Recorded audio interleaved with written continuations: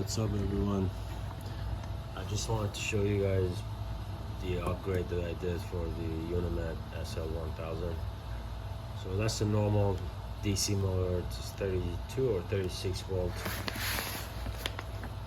and I'm not going to show you guys how I did it because there's a person on YouTube. His name is Shelton.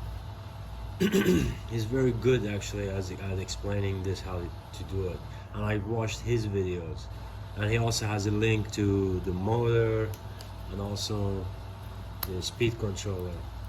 So I'll put the link at the description. Just check out his video, and it's really easy. So honestly, he did a great job.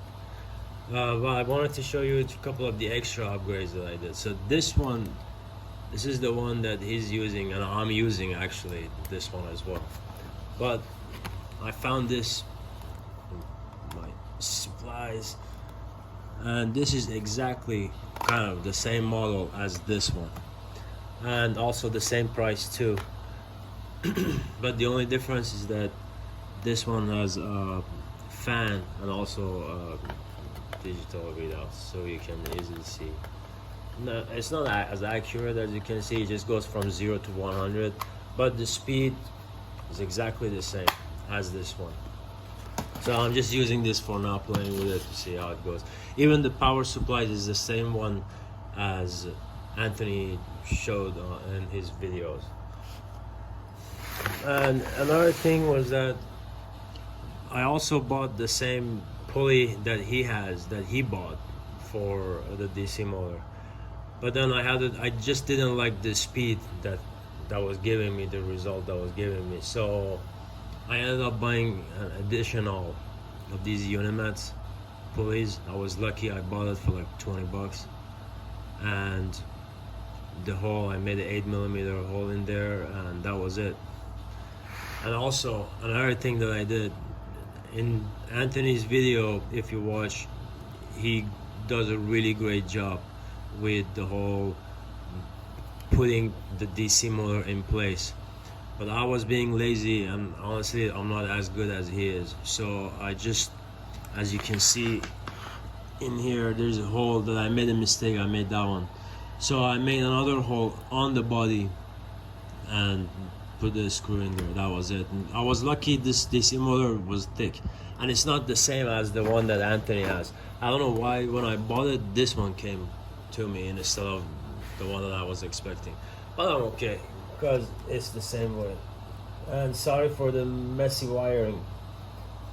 It's a work in progress. I'm working on it. I'm planning to make a cabinet so I can put all this stuff in there. Now I wanted to show you guys another thing. So the Unimat, these are very accurate, really good, and I'm gonna show you this.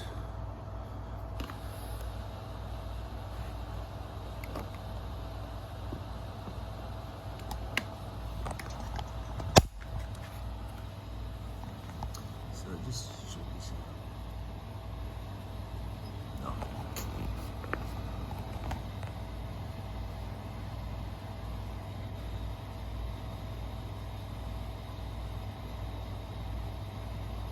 Two thousandths of an inch, something like that. It's only because of this rod. My problem is I can't find a Unimat lathe chuck for it. I mean, there are out there, but they're freaking expensive, like $200 for a Unimat lathe chuck, which is ridiculous. But I see why they're expensive now though. I bought this on Amazon, off Amazon, for like $65, and it's really bad. I changed the chuck the opposite way. I was just curious. I thought maybe that's the problem. I even cut these parts to try to balance it, level it. Still nothing happened. So let me show you guys.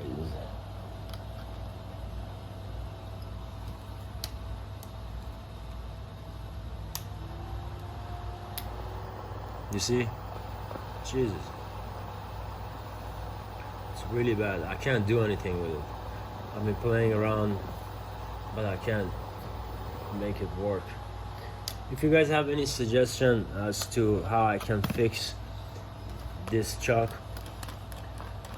please let me know. I cut this, by the way, on my other lathe that I have. That one is way bigger and much better than this one, but still didn't get the result that I wanted. But with the original drill chuck, it's actually way better. I love it. Now I'm just gonna show you guys the speed of the pulley.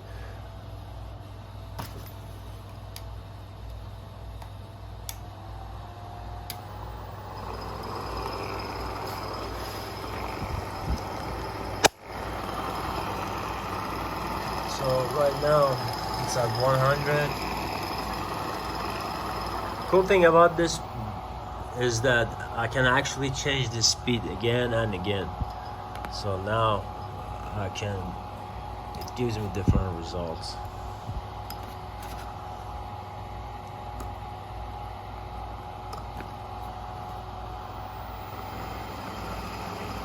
Now it's much slower. I'm very happy with it. I just wanted to show you guys these couple of things.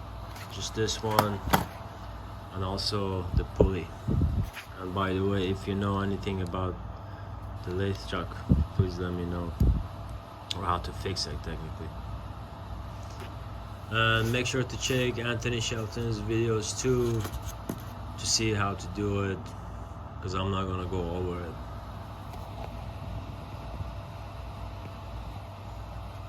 And thanks for watching.